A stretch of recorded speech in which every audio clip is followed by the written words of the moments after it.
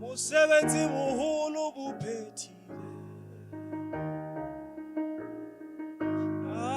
akokiyena ifihlile mosebenzi buhulu buphethise le gona re kgethiwe na akokiyena ifihlile mosebenzi buhulu buphethise Enakokiyena ifikile Rena na uqedile Mosebenzi buhulu buphethise la le gona re kgethiwe la ntore wena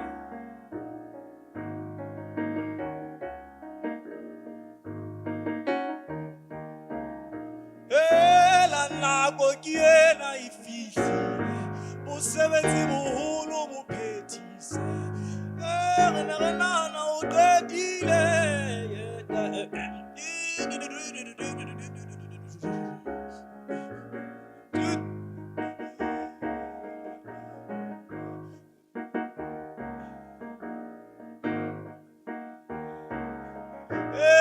la nakokiyena ifikile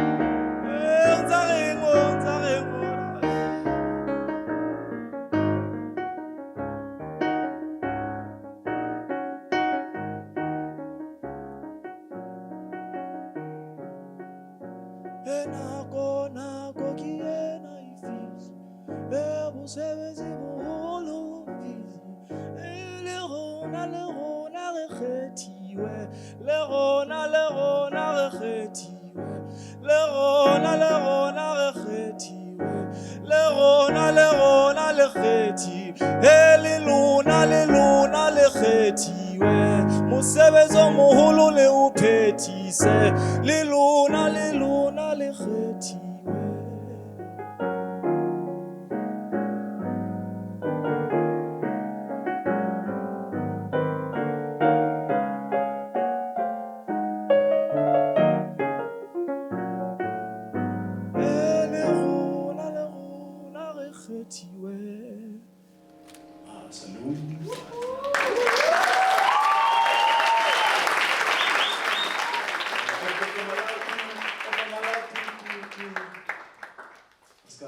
But there's so much to talk about. All of these songs I'm gonna do are a dedication to my mother, who I would have loved for her to be here. But you know, we're a jazz musician, she doesn't like this thing that I'm doing. So please capture it and enjoy it on her behalf.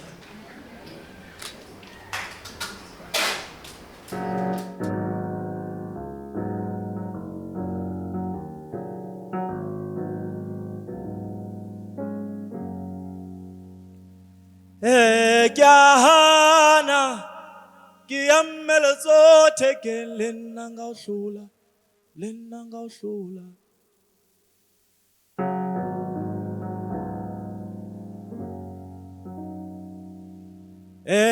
Ke a hana ki ammele tsohle ke le nna nka o hlola, dimo dimo le nna nka o hlola dimo.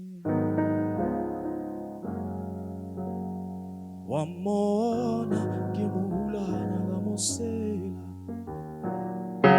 utlwahala eka ke lesea.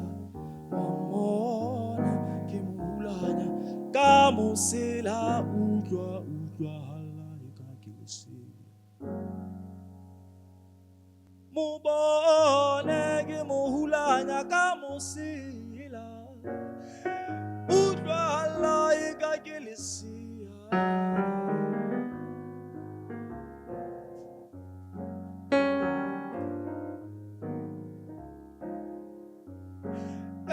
Wa mmona re mo hulanya ka mosela, utlwahala eka ke lesea. Hela bona re mo hulanya ka mosela, hela utlwa ntsa re mo utlwahala eka ke lesea.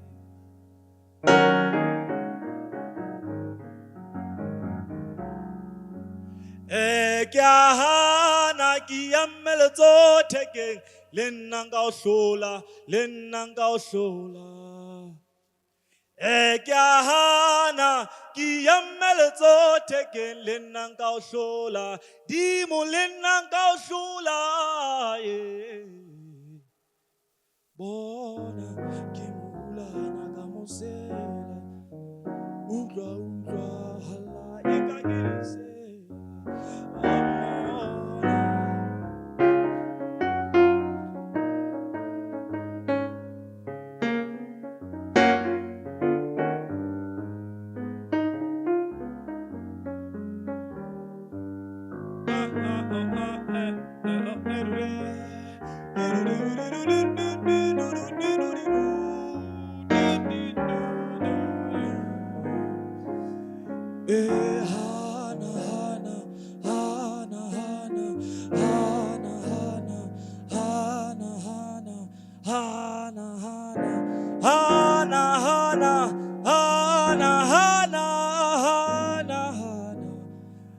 Bagina musifa wa hele hana hana hana hana ela hana utlwa ngwana wa hana o hana ka yena o hana ka tšhelete ya hae o hana tsohle tsa hae ka mmele wa hae ka ntho engwe le engwe ya hae wa hana hana hana hana hana hana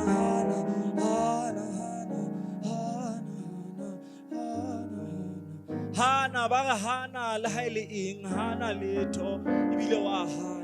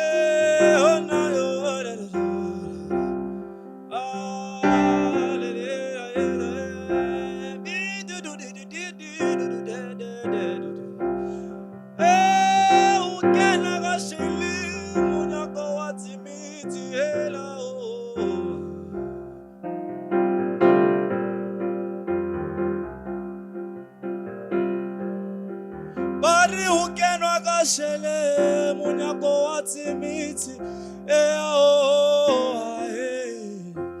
ukenwa kashele munyako watimiti Oh, oh, ahele.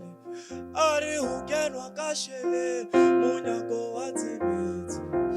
Oh, oh, ahele. Hukenwa kashele, munyako watimiti. Oh, oh, oh,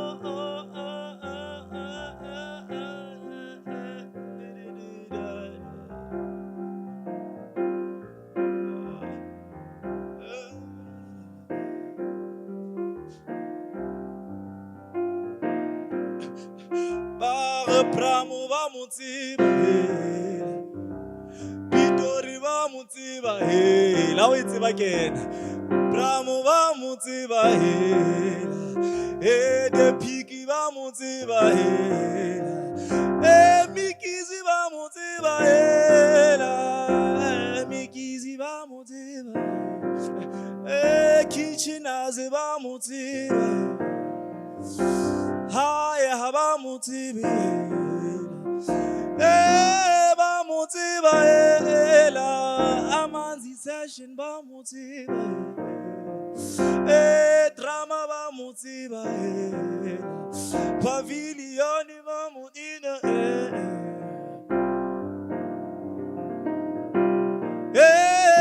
la bona jala hae wena bare menya konya kitchina zokena kashelingi oh oh ahe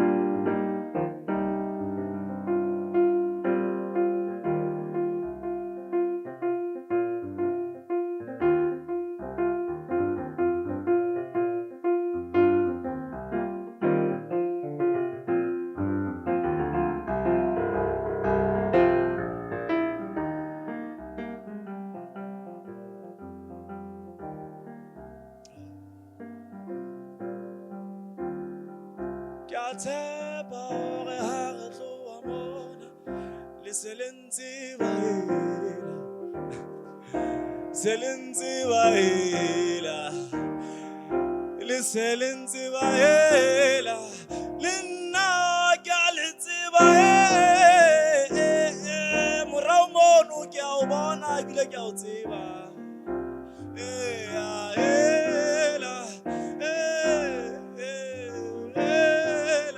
Ntuli Lebohang Lebakeng Strateng ma mo bitsa ka 88 fingers a ke ba mo tseba ba mo fa le lebitso ba o fa le lebitso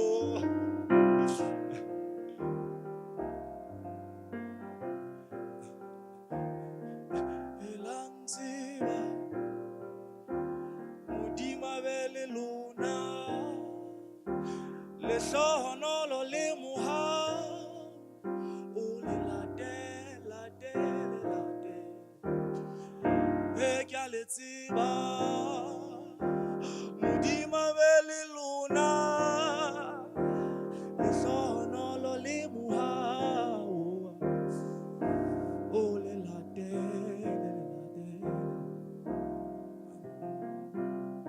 my brother. Please come take it away from me before I ruin it.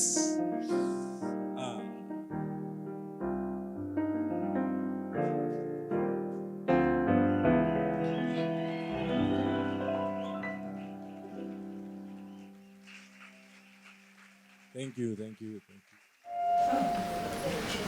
you. Njani? Ngiyabonga, Ntlanhla. Thank you very much for having me here. I think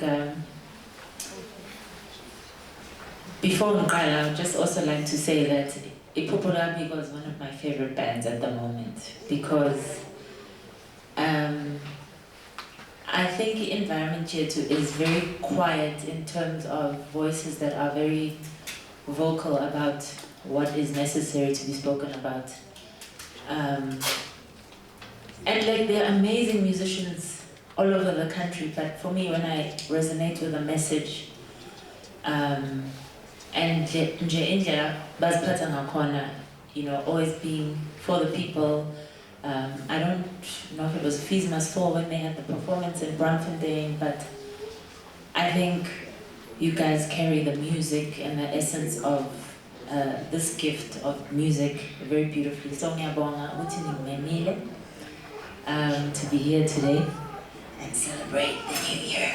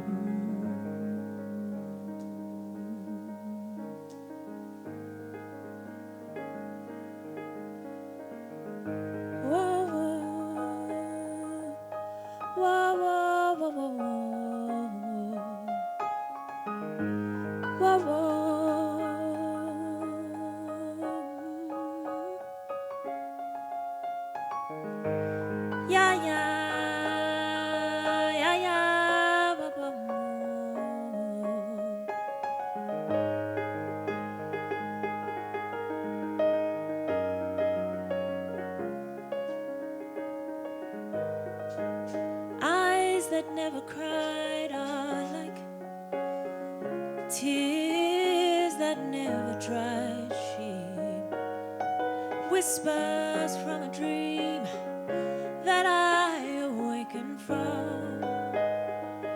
Beyond the pale blue moon, she asks me to dive, unraveling my fears. We drift from dark to daylight. Then suddenly all of my fears feel so far away, making up for years and all the things I couldn't say.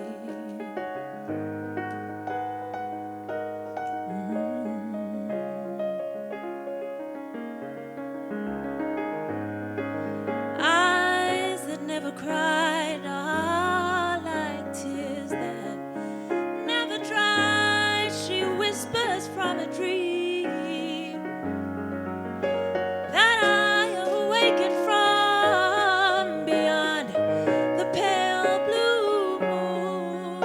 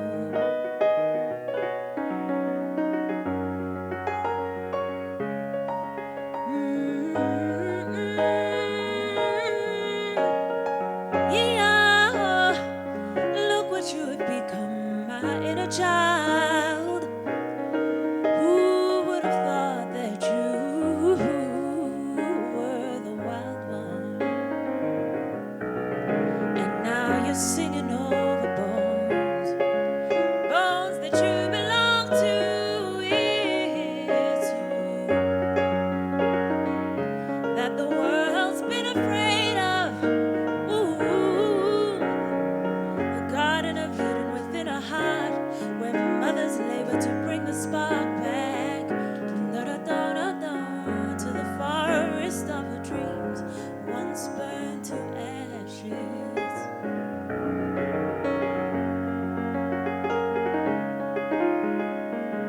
Even the flower needs the flame.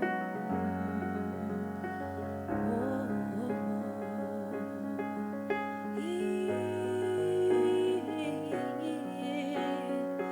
Inkululeko, nansi inkululeko. Whoa, whoa, whoa, whoa, whoa. Nansi inkululeko, luleko. Whoa, whoa, whoa, whoa, whoa, whoa, whoa.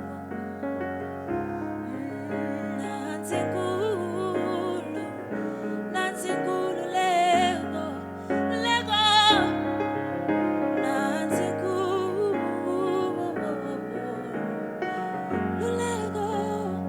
yeah, yeah, yeah. Nansi inkululeko, nansi inkululeko, yeah, yeah.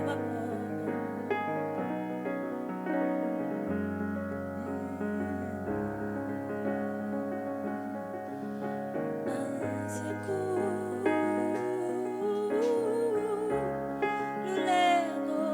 whoa, whoa, whoa. Nansi inkululeko. Ukubuyela kwamasiko ethu inkululeko. Nansi inkululeko. Oh, inkululeko. Nansi inkululeko.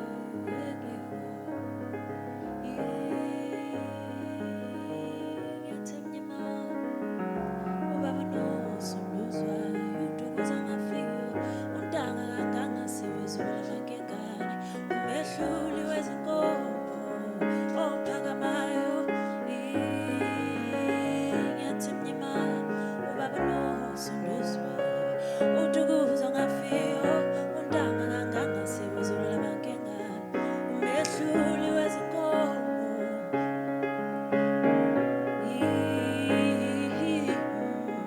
Ngiyathemba ubaba nosunduzwayo udukuza ngafika untanga kanganga sewezulula makengane umehluli wezinkomo ophakamayo kanti abehluli bezinkomo bagaqa ngamadolo.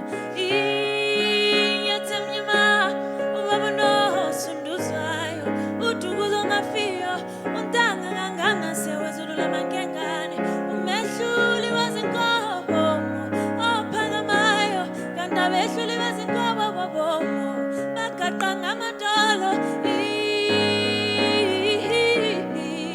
Ngiyathemba ubaba nosunduzwayo udukuza ngafika untanga kanganga sewezulula makengane umehluli wezinkomo bobomo ophakamayo kanti abehluli bezinkomo bagaqa ngamadolo, bagaqa ngamadolo, bagaqa ngamadolo.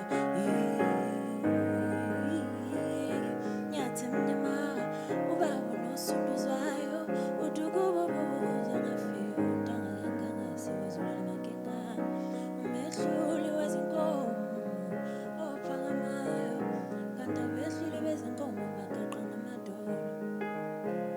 Ungiyawazala ukagada ngamasimba wabathakathi.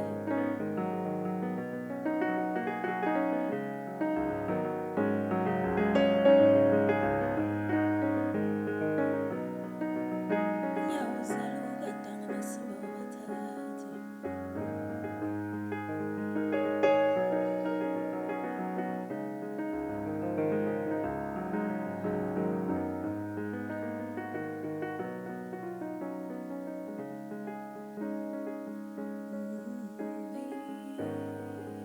Ngiyathemba ubaba nosunduzwayo udukuza ngafika untanga kanganga sewezulula makengane umehluli wezinkomo ophakamayo kanti abehluli bezinkomo bagaqa ngamadolo.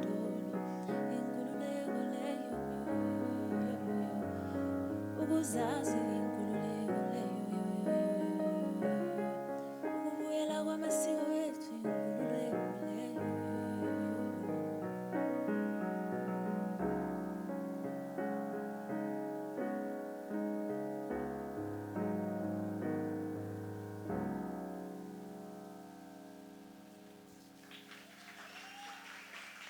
Siyabonga.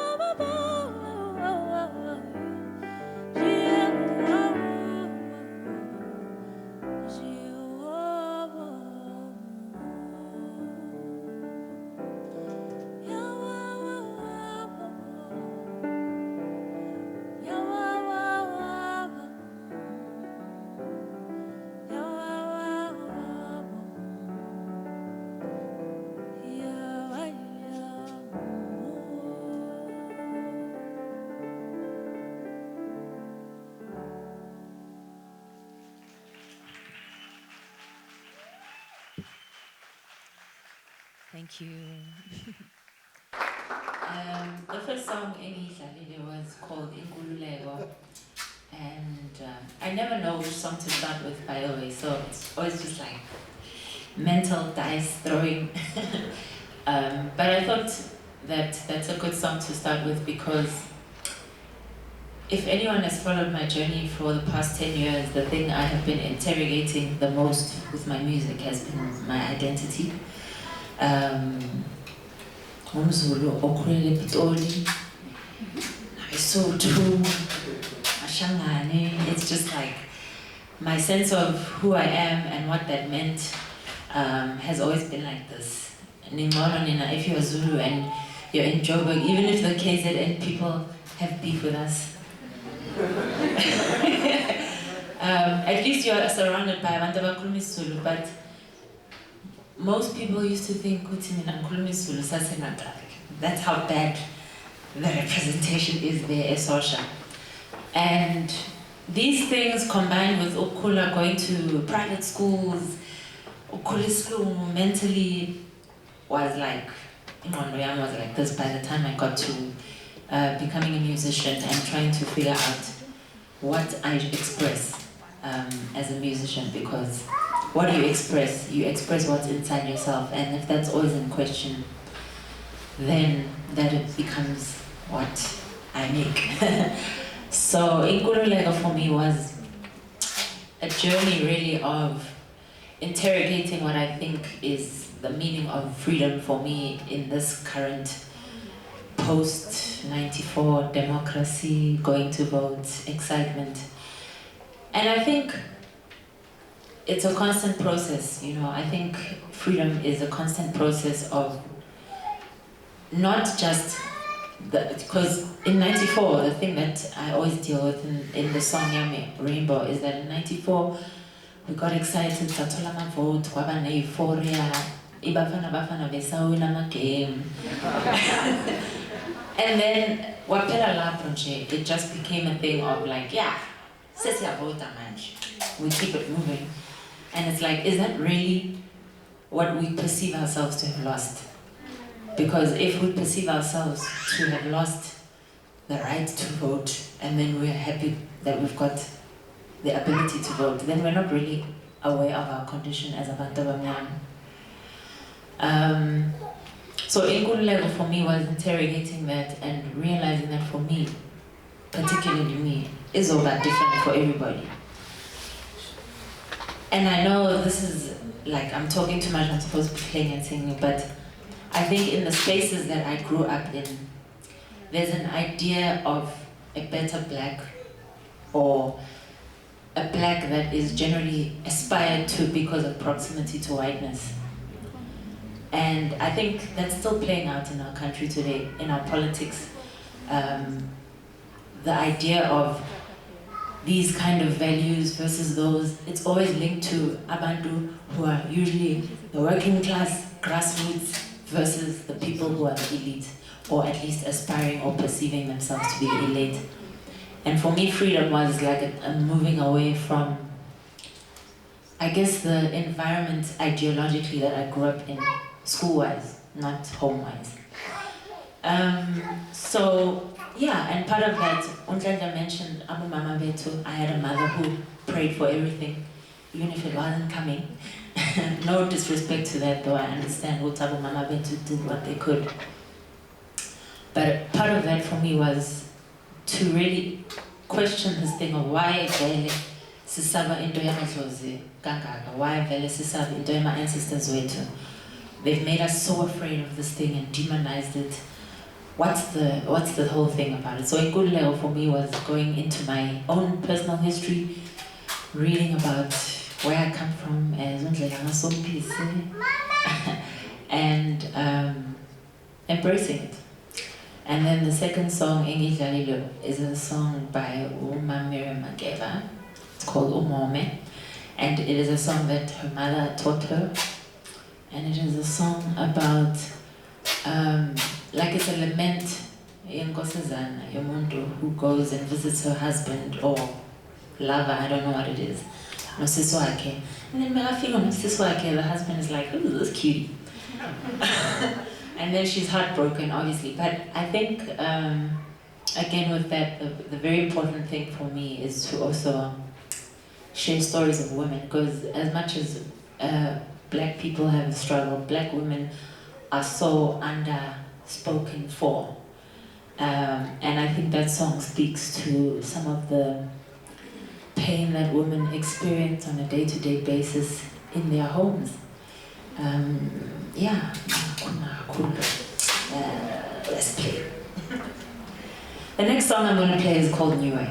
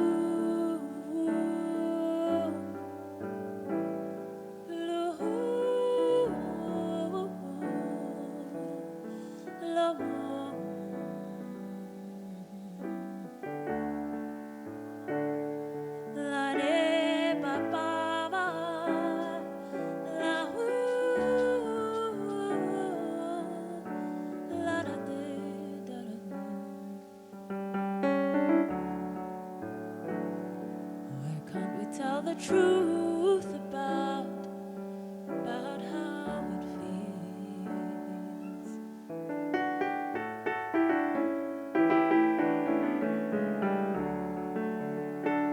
Perhaps we are afraid that if we say too much, it might become real.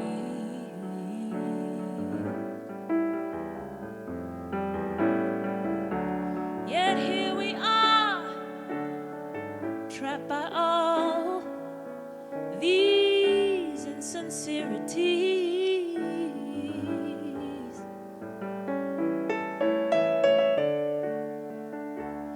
I wear a smile, bow down to serve your insecurities.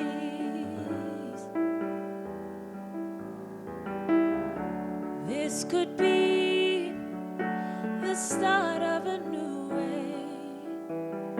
Stand by me and say it is okay, and let me be broken and hurting, process my healing.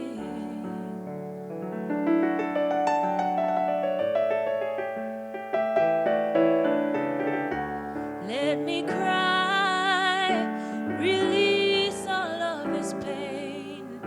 You're free to stay, free to walk away, but don't dare say that it's been a while now. Move on from the past, child.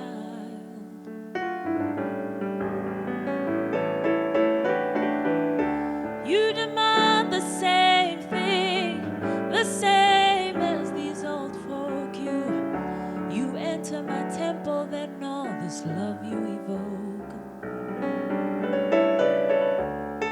You take my land, my diamonds, my gold. You take my dignity, trust, leave wounds. You take my kisses, my healing, my love. You take my soul, my soul, my soul, my soul, my soul, then demand the same damn thing. Forgiveness. Yet here we are, trapped by all these insincerities.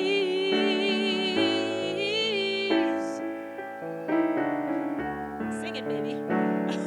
I wear a smile, bow down to serve your insecurities.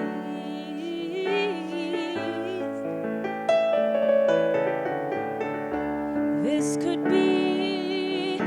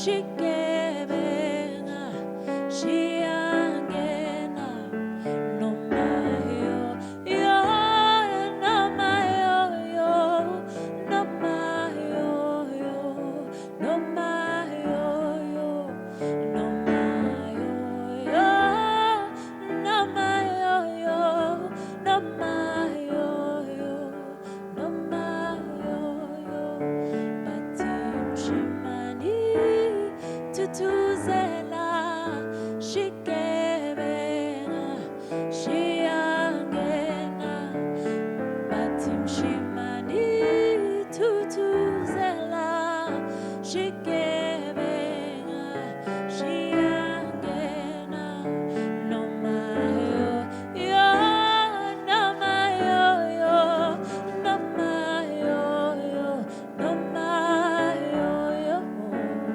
no mayo yo no mayo yo no mayo yo no mayo. I'm gonna ask you guys to sing with me. Are you up for it? Even if you don't know the lyrics, just sing whatever you can. Bapo alto. Okay. Okay, I'm gonna teach you the alto part. So now you alto it. Batim shimani tutuzela shikebenga shiangena batim shimani tutuzela shikebenga shiangena no mayo yo no mayo yo no mayo yo no mayo yo no mayo yo no mayo yo no mayo yo no mayo. Tell it 10 again. Batim shimani tutuzela shikebenga shiangena again shimani tutuzela shikebenga shiangena no mayo yo no mayo. Sing Ntuli alto, Nkosi yami. Okay, sing whatever you want. No mayo yo, no mayo yo, no mayo. Okay, I hear that one. I like it. I'm back to soprano. Batim shimani tutuzela shikebenga shiangena batim shimani tutuzela shikebenga shiangena no mayo yo no mayo yo no mayo yo no mayo yo bo no mayo yo no mayo yo no mayo yo no mayo a cappella batim shimani tutuzela shikebenga shiangena batim shimani tutuzela ningasabi shikebenga shiangena no mayo yo no mayo yo no mayo yo no mayo yo no mayo yo no mayo yo no mayo yo no mayo yo. Ngiyabonga. We are a singing nation, guys. Don't be scared to sing. Thank you so much, Ngiyabonga, guys. Thank you. Now I'm gonna improvise this one. So as per usual, we like to engage and reflect the work. She has shared a few words about her work and also generally, about her thoughts or her ideas. So if there's anyone in the room who has any question not any, but any question. I'd like to give that platform to, okay, already, maybe with a show of hands, and perhaps I wanted to ambush one person here to perhaps facilitate this process. I'll ask Bwanika to come through, because I saw him moving because he loves the music, and perhaps he can first share what's in his heart and pose questions and get the community to engage, but noted with Langa alone. Is there anyone else who would like to ask or perhaps comment on the work? Okay. Is this one working, Sman? Yeah. It is fine. Do you need a check? Yeah. Because she stood up particularly when she was playing away. Modwen, Kunjani. My name is Bwanika Lwanga. I'm from around here, and I'm very closely affiliated to the band because the art they make is important, and I think it gives us a different kind of confidence in the various spaces that we occupy. So I mean, love, resistance, and healing is not only existing here, it's something we take and we put outside as well. So I mean, thank you so much to the band, and thank you so much to Thandi. I'm a bit nervous now, but we'll settle. Langa, you owe me a lot of sparkling water for this. So I guess we will start by just discussing what it feels like to confront identity, right? You speak of one, the balance of home, the influence of school as well, and then the production of art, right, as a way of telling time, and also just as a way of presenting yourself to the general public. So how did that work, and the confidence to say, well, I'm not sure who I am, but this is what I want to produce? What was the thought pattern and the feeling pattern there? For a nervous person, you ask unnervous questions. That's a beautiful question. It's a lot of feelings. It's shame is one of them. It's anger, a lot of anger. It's embarrassment. It's feelings of not belonging as well, because I think in many instances in this country, like, the idea of belonging is very strange to many people. And it took me long to get there, to realize this is more common than I realized. But yeah, it's feelings of isolation, shame, embarrassment, rage. I think those were the major feelings I came through. How do you confront it? I guess for me, my instrument has always been like a place for therapy. You know, and you just write what comes. And I think the part that is more scary is the sharing of the stuff.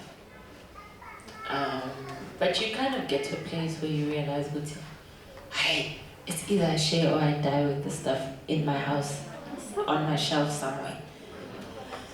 And I think the gift of sharing is this thing of realizing, how sbaning, how this is very universal to us. And I think that's the thing with, when we talk about healing in community, that's the thing that makes you feel like, oh, this is all of us. This is what we're all going through. Maybe this is not me, and this is an inherited effect of our oppression.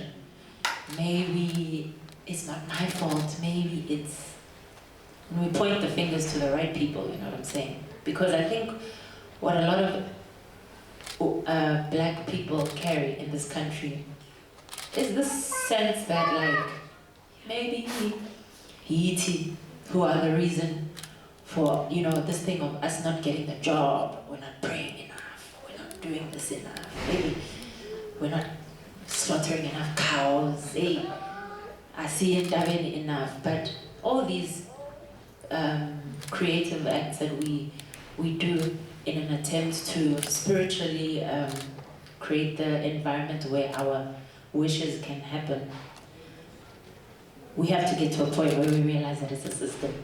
And until we get to that place, we will always be, like Ntuli said earlier, alcohol is something that pacifies us. We'll always be passive to the real problem and the real cause in our society, to our pain. Simple. I think that's such a beautiful offering, because most of the time our first point of reference, or where we look to first as well, maybe something's off with me. Of course. You know, in acrimony.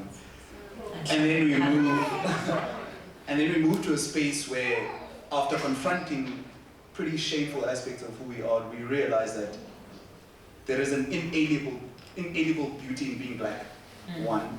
And then there is a beauty in being honest as well, because it's allowed for this community of vulnerability to exist.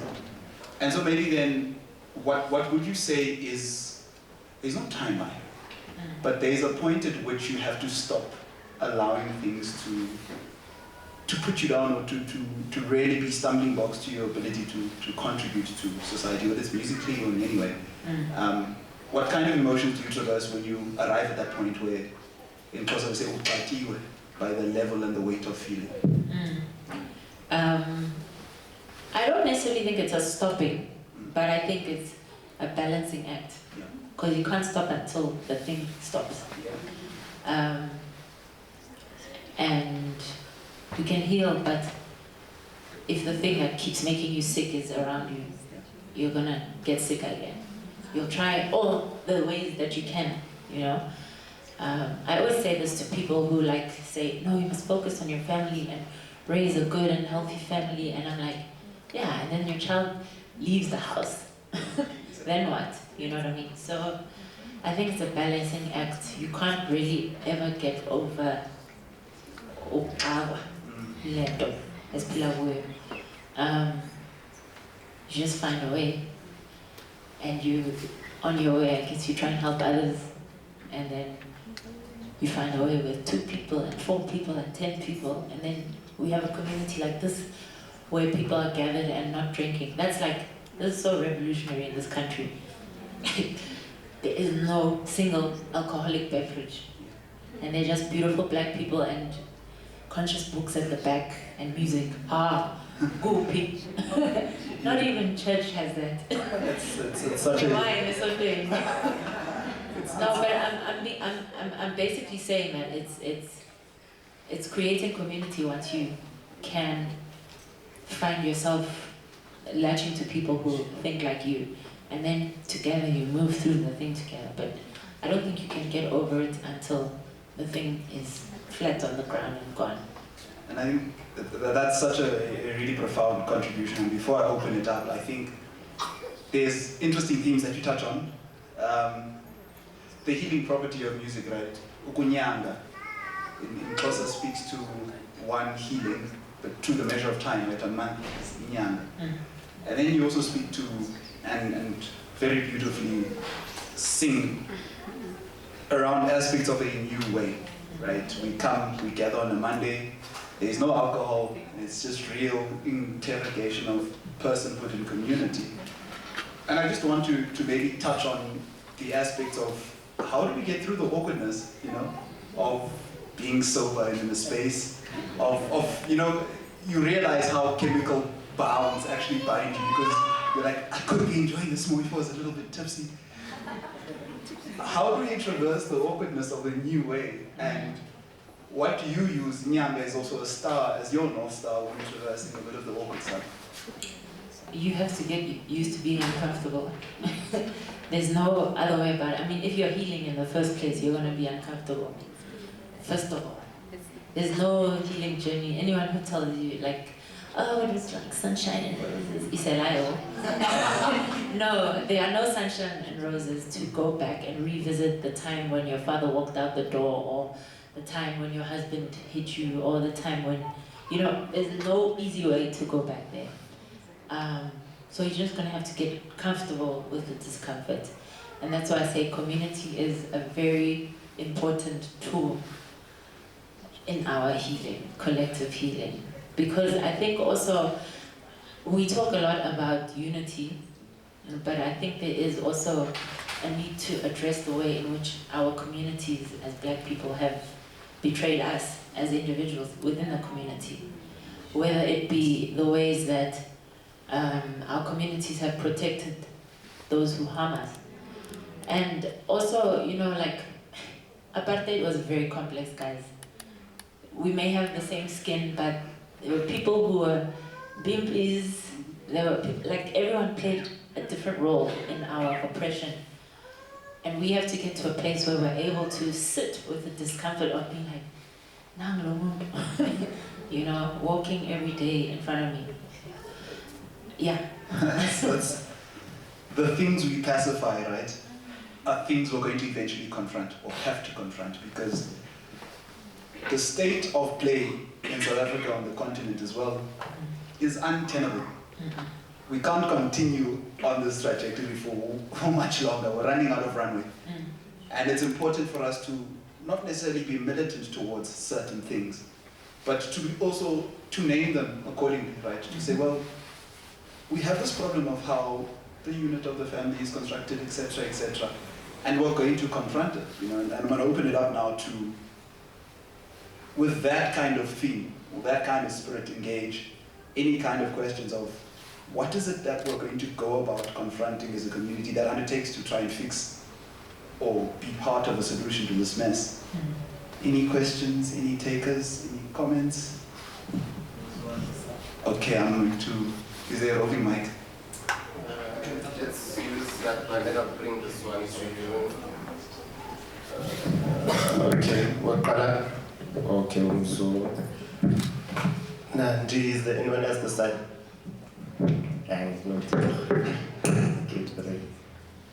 Yeah, let's take this first. 4. Yeah, thank you very much. Even for the music. So I must preface by saying this, I'm going to speak about something a little bit personal, but based on you talking about the identity. So we are all pretty much, I'm sure we can agree that identity is not necessarily a static thing, you know? It can keep changing and keep moving. Now, we have come, personally myself, as a Black person, Xhosa, who grew up here and was born and bred here pretty much, at Johannesburg. So there's a rejection, or there's always a need to think, to find myself, I need to rush back to the homeland, you know, Eastern Cape and all that kind of thing. Which is something I find pretty tricky, because at the end of the day, this entire shit is ours, you know, this entire country. We have a right to be anywhere here. Yeah, but, so the minute I started dealing with that kind of thing, I was like, instead of going back there, I'm not saying I'm going to reject Eastern Cape, you know, but it's fine for me to say, that's my identity, that's my culture, you know, it's enough also. I don't have to be looking for something else. That's chances are probably I won't find, or if I get it, I'll probably be rejected also by these motherfuckers, because you know, I'm a sorry. But yeah, the point, maybe can speak, you guys, based on that, you know, like in the spirit of resistance, you know, in the spirit of taking over what is ours in any case. There's nothing wrong with us settling wherever, starting a legacy wherever, as long as in this country, which is our country in any case, you know. Yeah.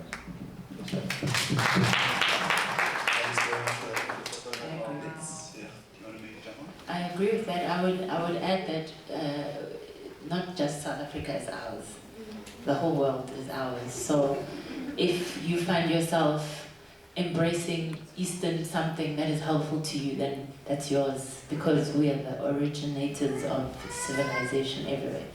So I think also the whole thing of identity, I mean, you only know that once you've dealt with it, right? Once you've dealt with it. But even Afrikaans' identity is made up for a specific purpose. So you are always able to create yourself, but there is that initial questioning of like, oh my gosh, those guys say I'm not Zulu or Xhosa or whatever enough because Kibuas Midori. You know what I mean? But it's like, yeah, it's a process of demolishing apartheid, because what is even Xhosaness and Zuluness and all of that stuff? What is it? You know?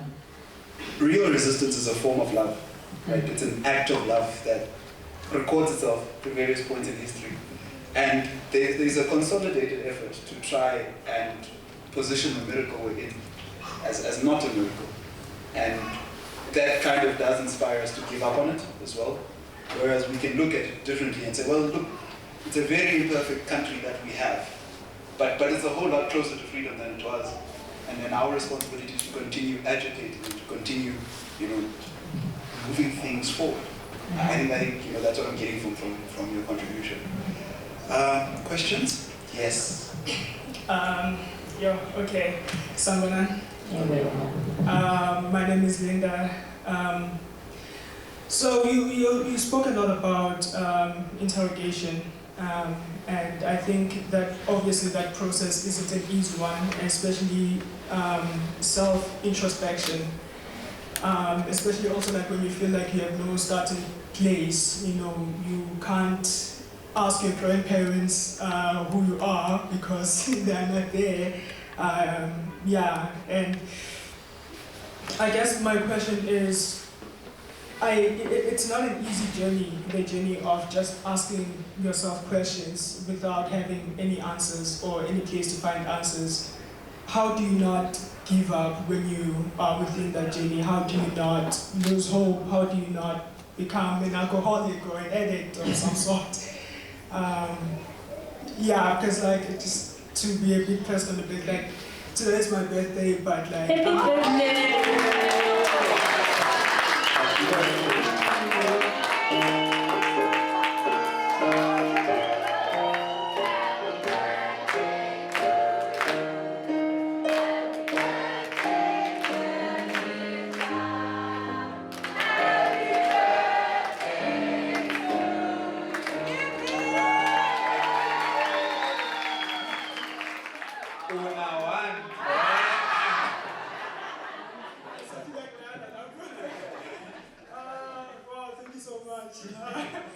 But yeah, the point of mentioning that was like, I was just been so depressed today, and I didn't want to come here because I'm like, But I think it's that process of questioning. I'm like, I'm 22, what do I have to my name? Who am I? Where am I going after this? So that's why I hate my birthday always, because it just makes me lose hope. And I want to know how you survived that, if you did experience that too. Thank you. Thank you for the singing as well. I just want to say something about your generation. You guys are super hard on yourself. Like at 22, I was not asking myself. But big ups to you for that. And I think also, like, I somehow think that younger generations bring through a consciousness that, children bring through a consciousness that the society needs. So there is a reason you're that way. I think, I don't know how to answer that question, but I do know that some of the important parts of dealing with your difficult feelings are knowing that there's nothing wrong with it. I think often people who suffer from some kind of depression or any mental illness feel that something is wrong with them. And I'm like, well, look at the world.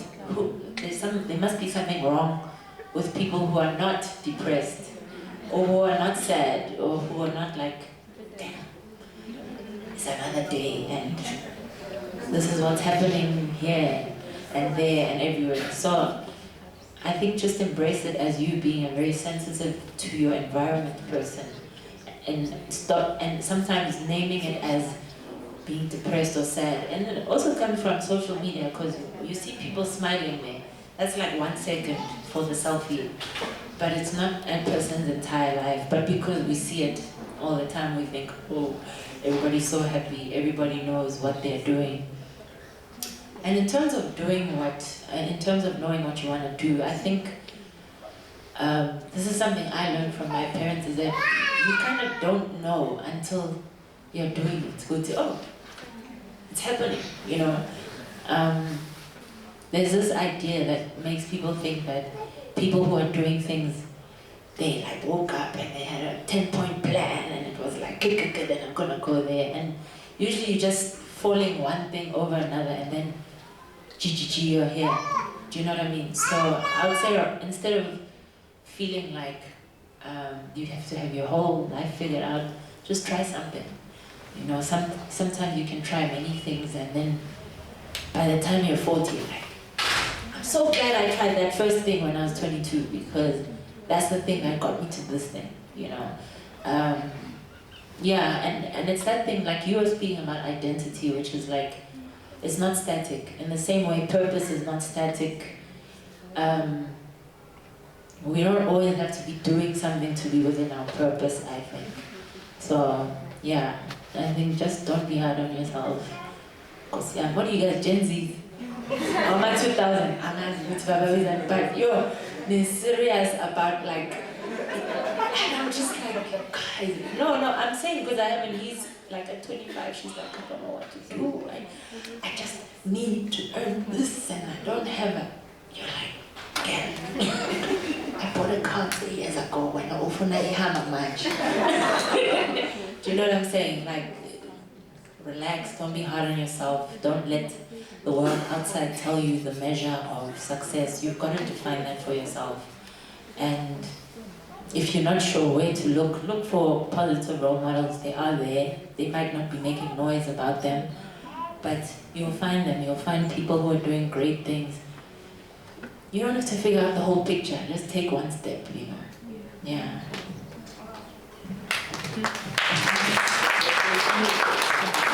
Okay, so this is very fun, and I'm gonna take the last round so that see. Okay, there's no one here, only.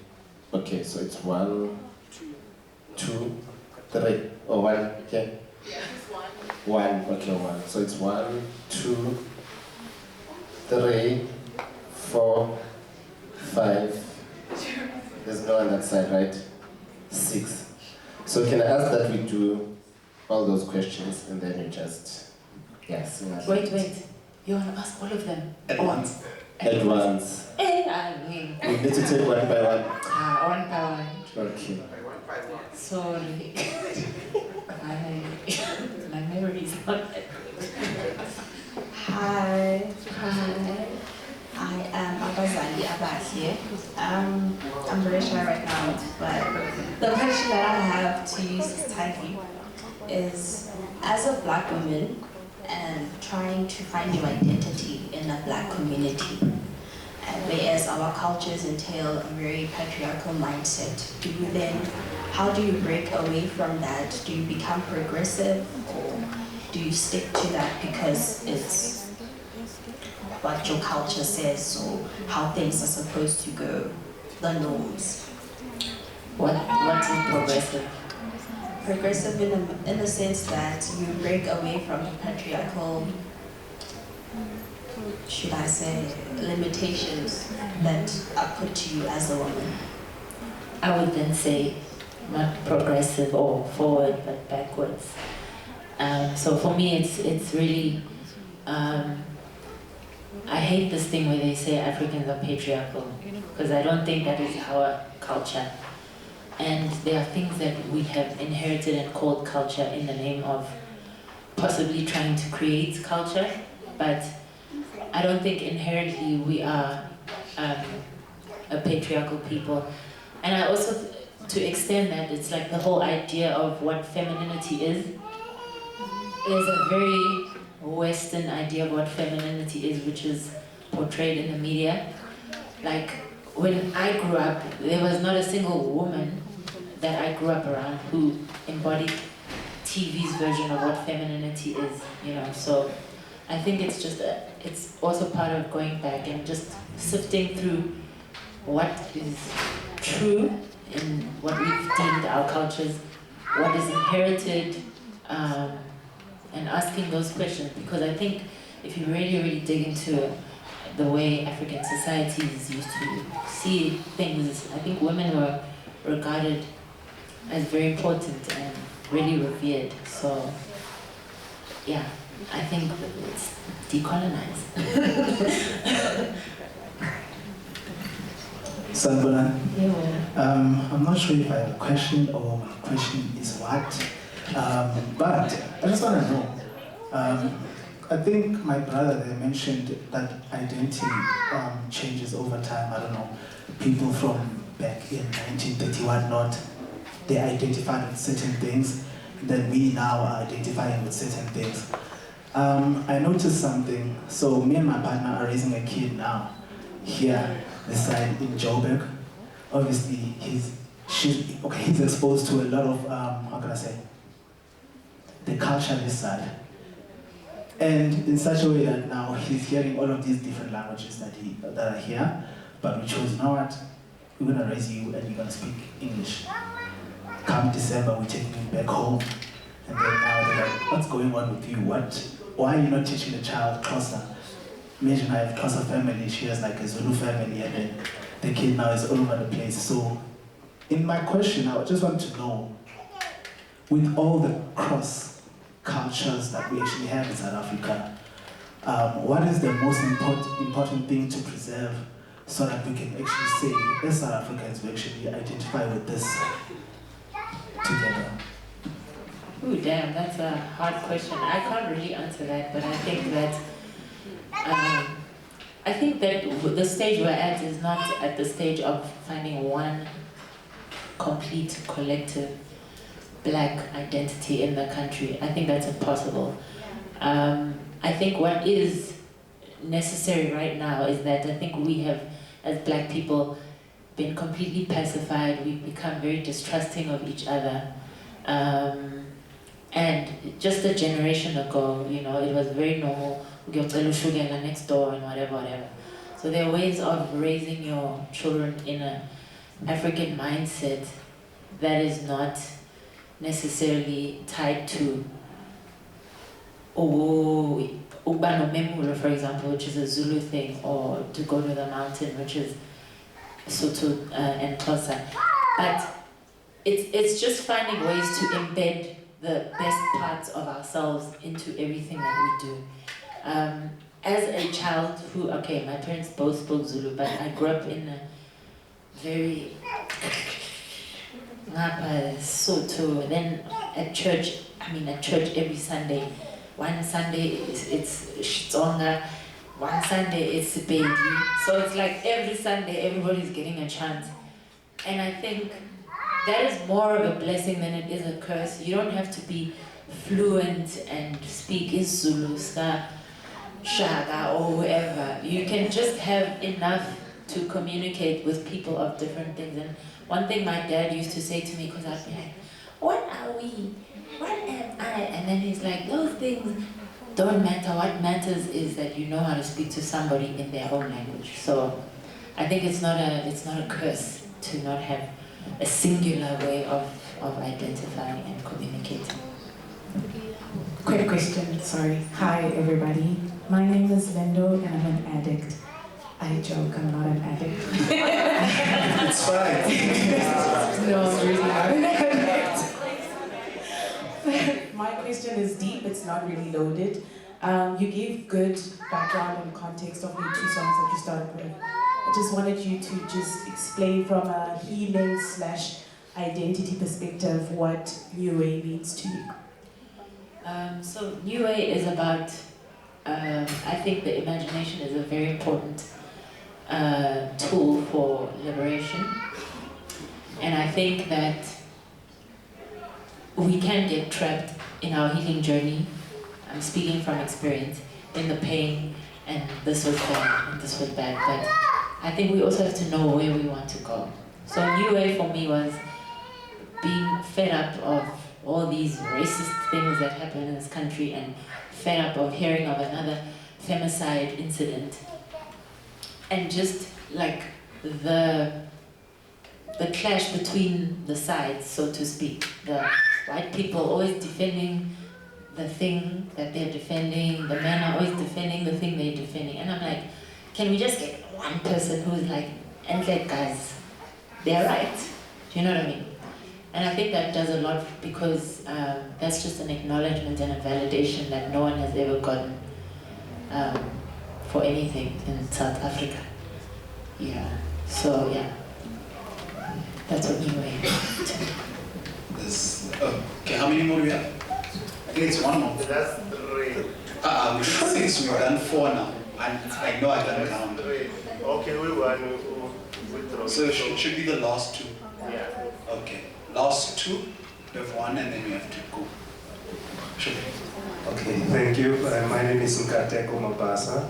I'm a journalist by trade, and on the side, I've just launched a campaign to contest for mayor of Joburg, focusing on Ward 63 in Hillbrow.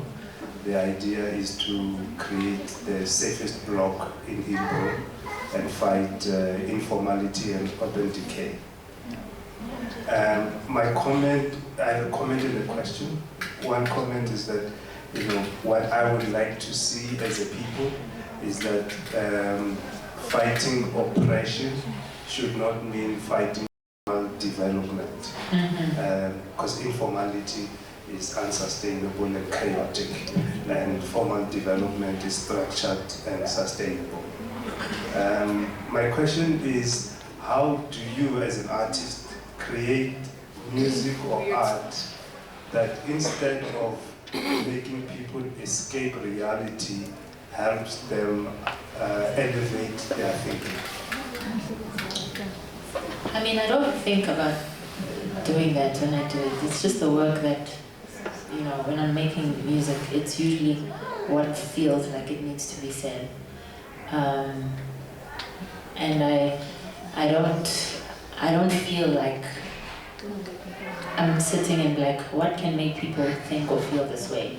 I'm usually just expressing myself and something I feel heavy or something about. Whether it's within society, and it's not always reflecting society, sometimes it can be personal things, but it is always something that's true for me. And I think because I'm a product of this environment, it naturally connects to it. Thank you for that. One more question.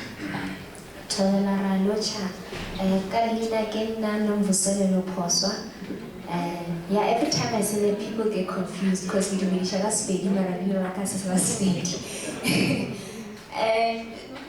then I have 3 questions. Yeah, I'd say 2 questions. As for some time, but then most of the time, and also a musician. I wanted to venture into writing my music as a band, but sometimes I feel like I'm not big enough. So, like, they would often tease me, I'm in somebody's house, and stuff like that. So, I always feel very, I feel like, it's not big enough. So I want to ask Jorge if you have ever experienced something like that, and Jorge, how did you overcome? And then there was also something that you guys slightly touched on, and it was about waiting and pain. And I think you said something along the lines, I'm paraphrasing, like this life is not going to wait, so you have to just go through it while life goes on. But okay, so this is a comment. I disagree because I feel, Jorge, sometimes just stopping and allowing yourself to feel everything and just going through that moment is very important. But unfortunately, because of capitalism, we don't have that time. We don't have that time to let things sink in. We always do things kind of half-half because I'm shooting in America, I'm sure I have an assignment to do. So even the traumas that we feel, we have to feel them kind of half-half, So yeah, that's it. Thank you. I think with the first question, the beautiful thing about making art is that there's nobody who's sitting with a red ball pen waiting to mark it. And if they are, they need to get a life. Because ain't nobody got time for that. So I think if you, you know, even in English, there's such a thing as poetic license. If you write gospel, you make an attempt and it's not proper, you know, nobody's gonna die. You know what I mean? And also, there's this thing of like, you know, sometimes it's just consider it your own dialect. If you want to find a way to think about it, then it's like, okay, fine, but this is the one I speak, and when I speak, people hear me, so this is the one I'm going to put in the music. You just have to let the music out, you know. Again, like I said, if it was about perfection, then there'd be no point, because what you realize after doing the work is that it's not actually about you and the challenge of writing gospel. It's about the fact that there's somebody somewhere who has the same problem, and when they hear your song, they're gonna be like, oh, this is okay. I can attempt to speak my home language even if it's not perfect. And that's what art really is about. It's not about you perfecting it. It really is about what it does for somebody else when you've made it.